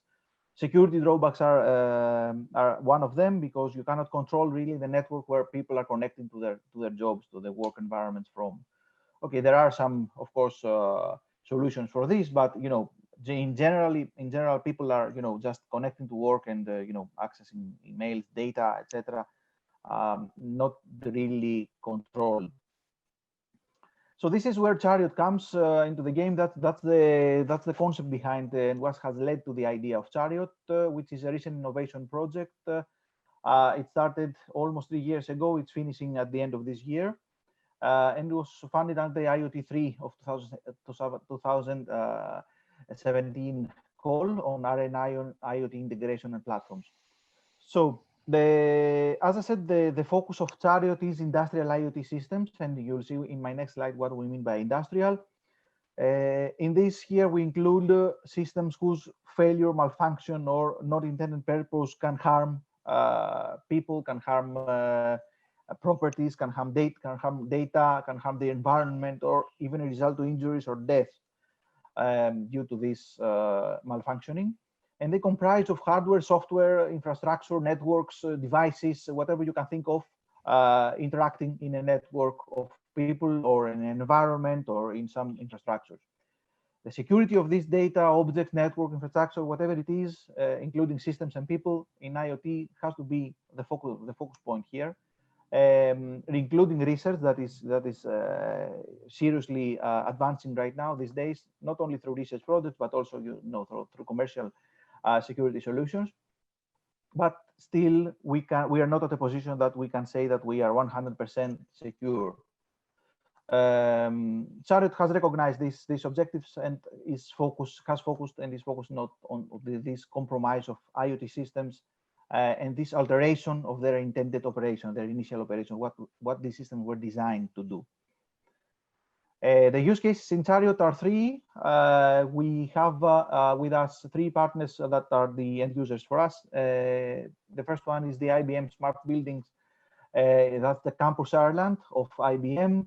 So a lot of buildings and people coming, going through the buildings, and lots of sensors inside these buildings, including access control sensors, environmental sensors, temperatures, humidity, these kind of things.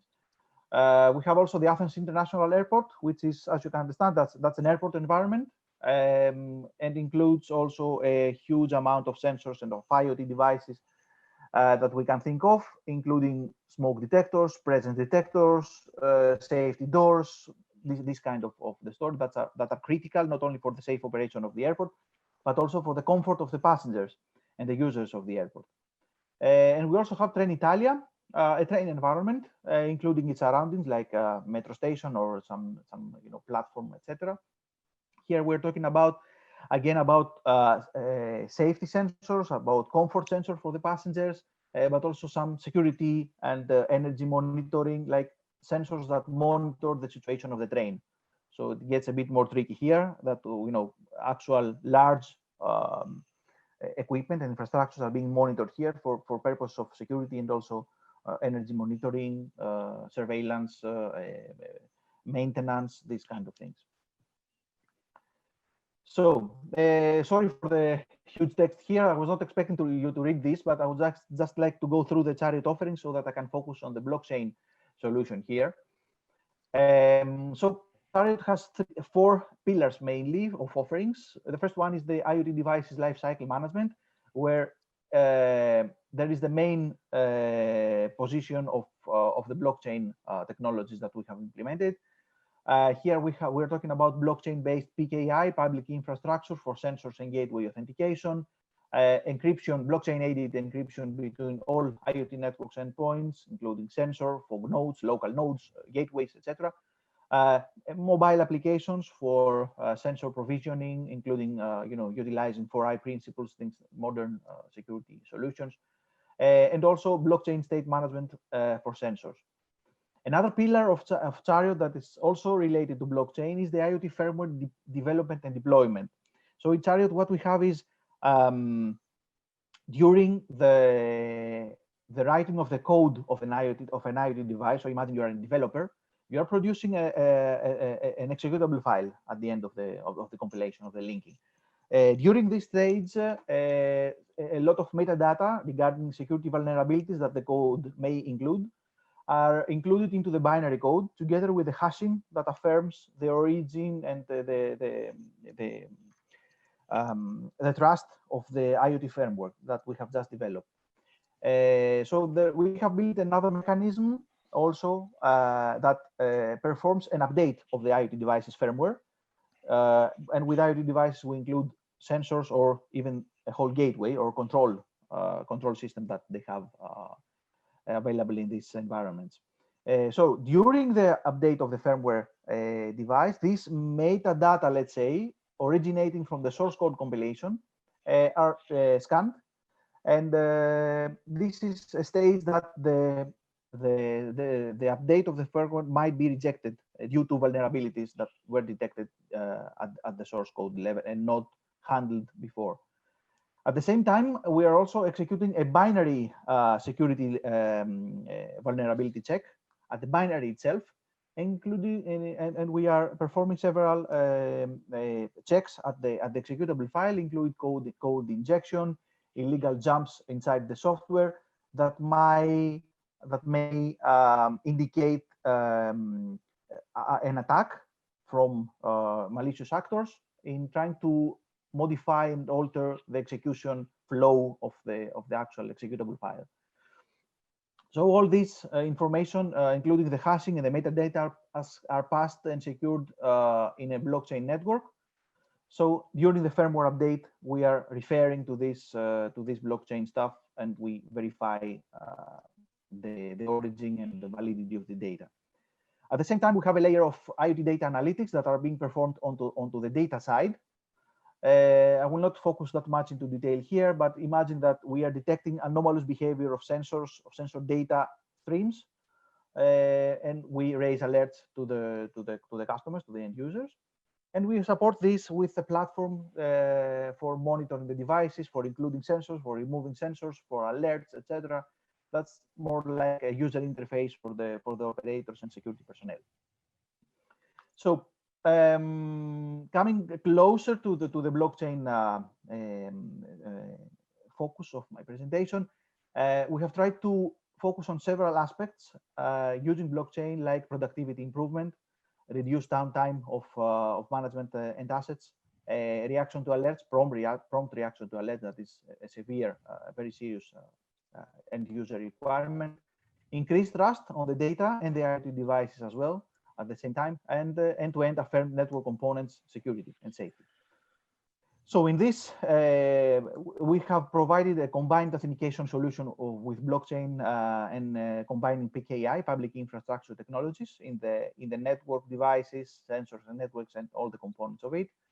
We have also implemented blockchain-aided encryption between all IoT network endpoints, a mobile application for session provisioning, blockchain-based state management for sensors. So we are keeping also tracking of decommissions, faulty, compromised sensors that are maybe exist in the network.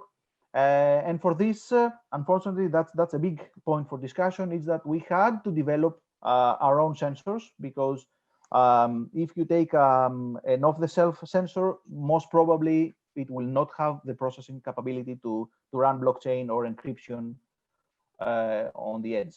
And that's a point that we can discuss into other standardization, etc., related discussions, into doing something, providing actually some roadmap for the edge devices that are also expected to have even more and more processing capabilities to really have this technical capacity to process these algorithms that some points are maybe heavy, etc. If we consider also for AI running on the edge, it's even more. So that's a point for discussion. So the sensor and the gateway authentication was a crucial requirement for us in order to operate in a synchronous fashion between the sensors and the collectors, let's say the coordinators, the network gateways. Another challenge was that what I said before, that industrial IoT gateways operate a real-time operating system in comparison with traditional operating systems. For this, we have selected an Arctic device. That's an embedded device that was integrated in a gateway. So in this approach, we have developed this blockchain key pairing for creating the compliant key pairs between the devices. This is supported by a RESTful API for the CHARIOT key pairs to interact with the blockchain and the sensors. We have deployed the blockchain network into the local devices and also the fog devices and the servers and the control devices of the end users. We are using distributed PKI smart contracts as a PKI system for including cryptography and securing the transfer. The whole system is based on an ARM runtime architecture for ARM v8, and there is also, as I said, a blockchain service as a RESTful API for interacting with the blockchain. Sorry, Konstantinos, for this interruption. If you could try to complete your presentation within 2 minutes, I'm concluding. would be great. Thank you. Yes. Sorry for this. No worries. I'm sorry. So that's a basically quick diagram of how the sensors from the left comply and interact with the different devices in the network. I'm not staying into detail. The blockchain encryption has been, having feedback from the security requirements like computational capabilities, as I said before, that are required from the devices. That is lacking, and here blockchain enters as a mediator to enable the devices to act part of the solution and really trust and hence and support the trust on the actual IoT device. Concluding, the IoT, the blockchain contributed in the CHARIOT project is to store the hashing and trust the firmware during the update process of the IoT device. It stores metadata of the originating from the software development side. It also identifies the persons interacting with the CHARIOT network. It stores the status with the attached metadata. It stores the key pairs, administrator accounts, and stores any enforcement policies at each stage of the network operation. Very quickly, the innovation here is that through blockchain the communications are very easily encrypted. There is common cryptographic key pairs between the participants in the network. All the actual communications can be encrypted. I'm not going to go into details. We have used the Fabric Hyperledger here and Diffie-Hellman key exchanges. Sorry for being a bit late. That's it from my side. Thank you so much. Any questions, I'll be happy to reply. Thank you very much, Konstantinos. Seems that there is no question and we are right on time for the last presentation. So the last presentation is going to be from Helen Köpman. She's the speaker and she's going to talk about the reflections on the EU data strategy and policy and funding priorities for blockchain and DLT. Helen Köpman is the Deputy Head of Unit for Digital Innovation and Blockchain at DG Communication Networks, Content and Technology at the European Commission in Brussels. This unit elaborates EU policy initiatives to support the digital innovation, blockchain and ICT standardization. The unit co-leads the European Commission Task Force on Financial Technology. So we are very pleased to have Helen here, and Helen, the floor is yours. Thank you so much, Ivan, and thank you for inviting me to this fascinating seminar. Really interesting presentations from everyone on the topic of today. And I just wanted to reflect a bit on what I heard and also present a bit what we are doing in our unit and together with the European Union to boost blockchain deployment and also touch upon, of course, the areas that we have discussed here on data privacy and other solutions, decentralized solutions. I just say first of all that we, so in my unit, we're leading the work of developing an EU strategy for blockchain. And we are developing this then with the member states, with industry and so on. The vision for this that we have put together is building on the competitive strengths of the EU, where we also, of course, enforcing the top priorities of the day, which is, first of all, sustainability. We want to encourage the use of blockchain technologies that are sustainable. And we also want to support the use of blockchain for more sustainability in the economy. So supporting the Green Deal, where you use blockchain technologies to actually then roll out solutions that can help in the digital transformation. Scalability is also an important part of this vision. So to be useful to Europe's industry, blockchain technology needs both low latency and high throughputs, and it must also be interoperable with one another to achieve the economies of scale and the scope. Thirdly, as we heard today, privacy is utmost important for us, since blockchain includes the immutability of data and records, which is very useful in creating trust in the authenticity of data. But this is also a challenge then for consumers, as we heard, and users of this to have personal data records or even removed from a ledger.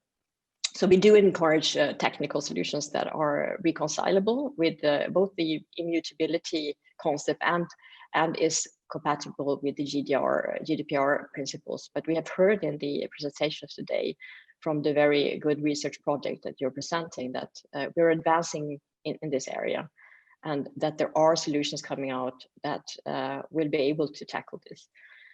Fourth of all, cyber resilience is important. We know that blockchains are more resilient to hacking than databases, but cyber risks, of course, still are present in, especially around off-chain exchanges through digital wallets and with Oracle, so on. So we want the European industry to be able to benefit from the safest solution to compete worldwide. So with this vision that we've put together, how do we plan to deploy or develop solutions in this area? We do this in cooperation. It's very, very important to cooperate in this area on many levels. So both the public and private sectors. We have three main initiatives in this area, which we work, first of all, close cooperation with the EU member states, all EU member states, and Norway and Liechtenstein in something that we call the European Union Blockchain Partnership. That partnership has been working now for 2 years to establish a European blockchain services infrastructure.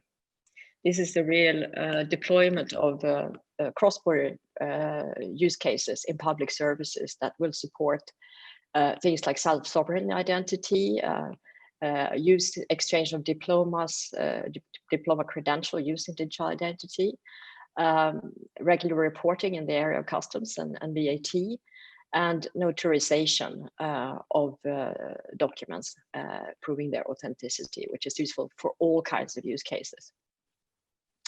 Secondly, we have established a blockchain observatory forum with the support of the European Parliament. This is a broad stakeholder observatory that involves experts, researchers, academics, but also industry, startups, and so on, in a mapping of the expertise and the state-of-the-art expertise in different areas, to collect knowledge and share that expertise openly, broadly, and globally. The Blockchain Consortium Forum have developed a number of reports over the last years. There are one in GDPR as well, on how different approaches to tackle the question at hand, with the perceived contradiction between GDPR and blockchain. But I think that we're advancing very fast on this area. It doesn't seem to be an area that worries so much people that are active in the field, but what we rather must be doing, what you're very much doing in today's seminar as well, is to share solutions and make them more widely available of how this can be tackled. But there are many other reports and knowledge to share in this forum. There are works on interoperability, standardization. There are deep dives in different verticals like health sector and so on. So I really encourage you to connect to this forum and contribute and share that expertise that you have. Thirdly, in terms of cooperation, the European Commission has facilitated the establishment of International Association for Trusted Blockchain Applications, which is called INATBA short. This is a global organization of blockchain stakeholders from industry, which has as a mission to build governance, global governance, and interoperability frameworks across different blockchain producers and users. This association is headquartered in Brussels. It has various working groups in many different verticals of use of blockchain, and it also works with interoperability in user group and standardization. I mean, one thing that we would like this organization to do is to federate work in standardization and put that forward to international standardization bodies.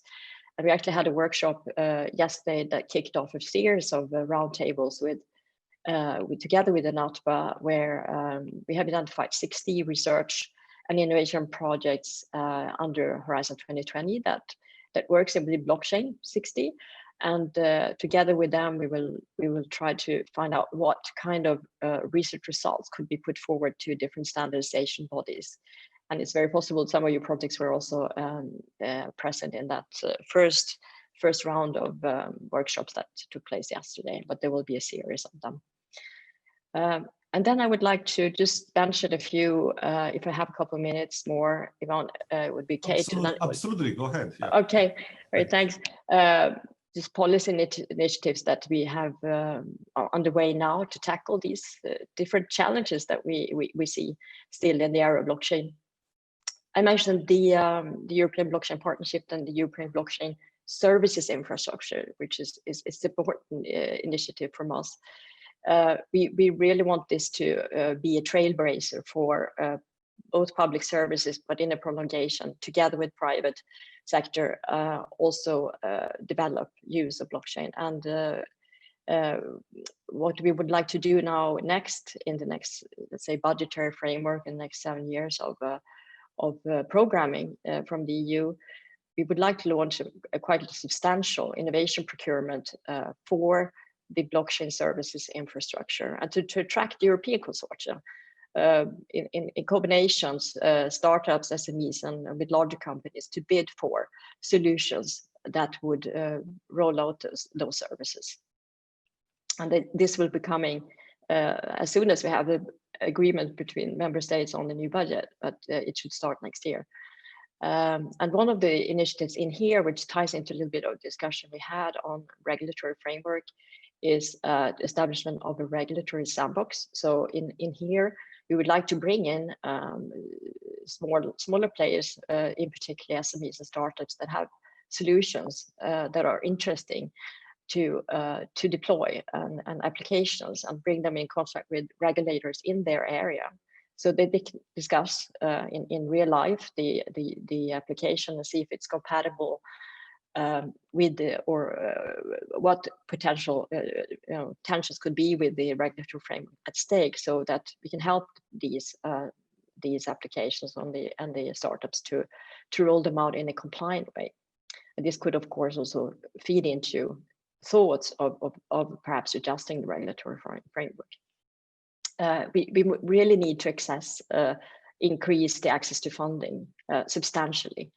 I talked about this innovation procurement. We hope it's going to be substantial, but we also want to continue research and innovation. Like you see now, a very relevant, important result coming out. We need more research on decentralized data usage, privacy enhancing, and how to solve the issue of data portability, which was also mentioned in the beginning. It's a very important part of GDPR, which is still not really delivered on a large scale.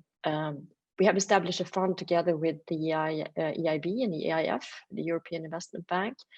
It is a cornerstone investment that we had from the EU that has been now leveraged 6 times, together with co-investment from private sector, to a 600 million euro fund supporting startups in the area of artificial intelligence and blockchain for the next couple of years. And we want to increase this fund because we see an enormous need and interest in that. The regulatory frameworks I just mentioned, we have just launched, I think, first of its kind regulatory framework and legislation on digital assets, crypto assets, which includes both classification of different types of digital assets and particularly clarifying the area of utility tokens and how that could be used cross-border. So this, we hope, is going to clarify a bit that legislation. It was on demand very much from member states starting to put in place their own legislation, and we think it's important to harmonize so we really can make use of the single market to its full extent in this area. And here we also, of course, the legal framework includes promotion of standard setting, and it's very important that we are present in the international standardization setting right now, which is going to pave the way for the market globally for European players. And last but not least, in the policy initiatives we have undertaken is to also boost and support the development of skills in blockchain, because we see an enormous lack of skills. This is one of the areas you can get employed immediately and with very good salary if you have skills in the blockchain area. We do need to improve skills, improve the output from universities in that area, and also help companies to transform and make use of the technology in existing outfits. So just a few of the initiatives that that we have underway, but I just want to leave a little bit time now. Sure. Yeah, for further questions and discussions that I'm sure you will have in the panel. All right. Thank you. Thank you very much for this nice presentation. Thanks for the good news. So many initiatives are alive, and increasing funding will be available for blockchain technology. Let me now go to the conclusions. If there are no more questions, I don't see questions in the Q&A. So let me say that just to continue with blockchain technology, it has a huge potential, and it's not used enough.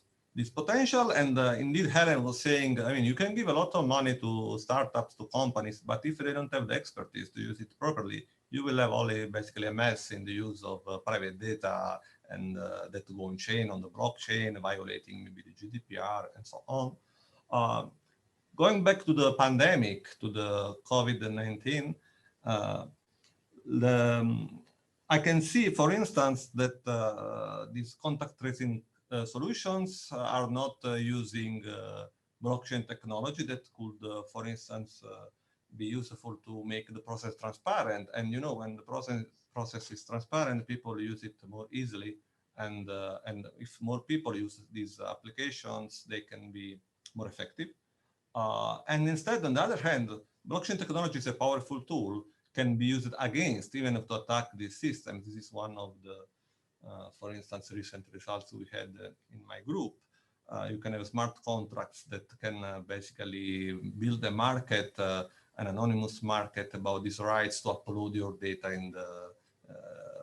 in the contact tracing system, violating all the possible rules. So blockchain technology is a very powerful tool that can be used for good reasons and for bad reasons. So malicious people are using it most likely already, and we should, as soon as possible, take the benefits of blockchain technology, using it wherever can be useful.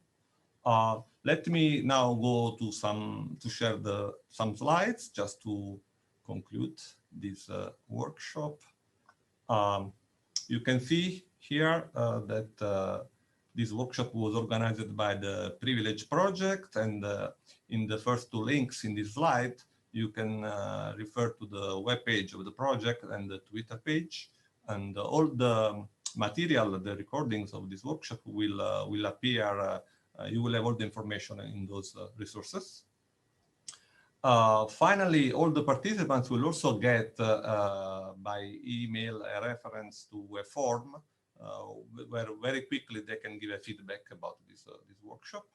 And now I would like to thank all the speakers and all the organizers. It was a very interesting discussion, and hopefully we can continue, and this will generate more cooperation and joint research and solutions to problems. Thank you very much.